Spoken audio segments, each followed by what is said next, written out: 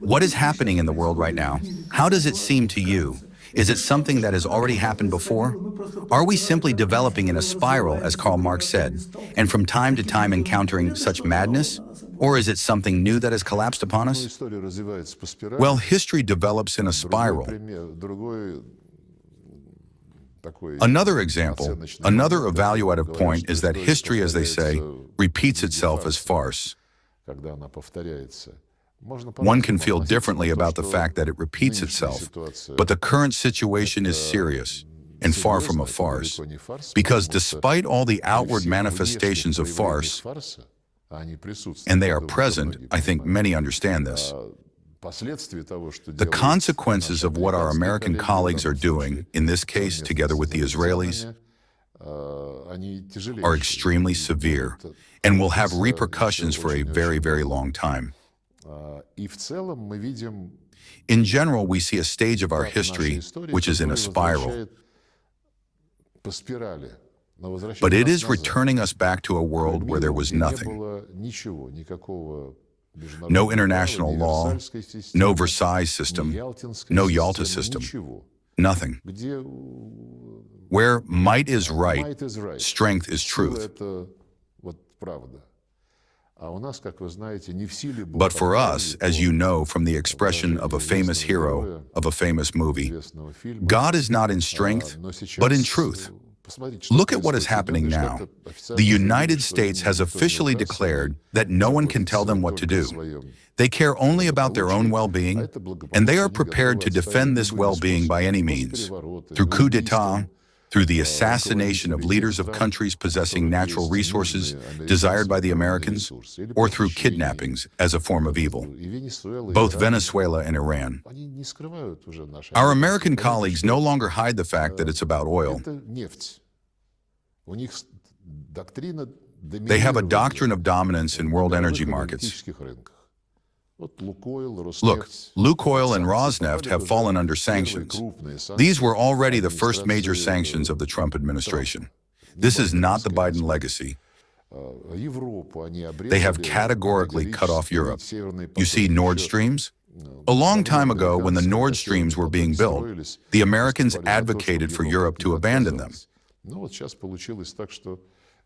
Well, now it has turned out that Europe was denied the Nord Streams. Germany was humiliated. Everyone understands this. What is the result? Now the Hungarians and the Slovaks are fighting with their last bit of strength, defending their interests in maintaining cheap, accessible energy resources as the driver of their economy. And they are told, no, buy them twice as expensive because it is necessary to punish Russia?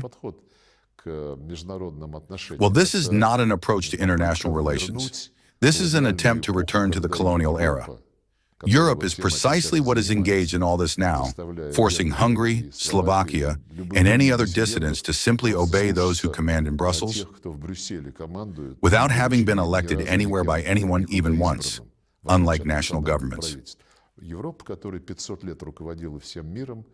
Europe, which for 500 years led the whole world both in the era of colonialism and in the era of slavery, is trying even now to consolidate neocolonialism in the world. It still wants to live at the expense of others and dictate everything to everyone. Arrogance, contempt for everyone else.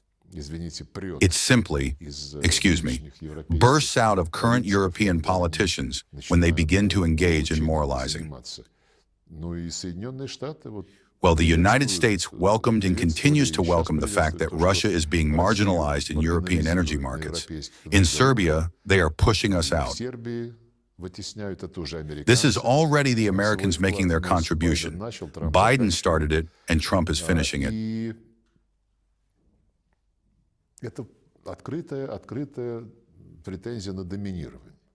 This is an open claim to energy dominance in the entire world in all regions.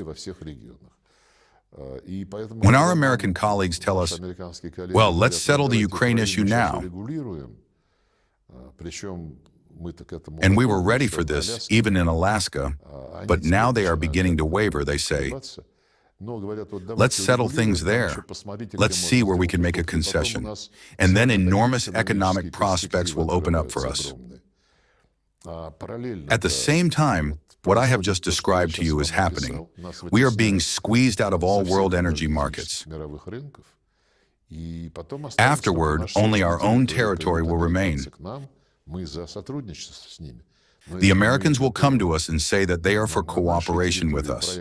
But if we are ready to carry out mutually beneficial projects on our territory, then perhaps we will provide the Americans with what interests them, taking our interests into account as well.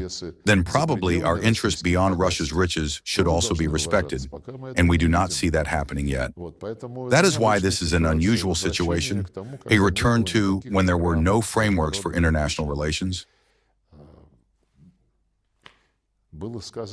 It was stated directly that the interests of the United States prevail over any international agreements.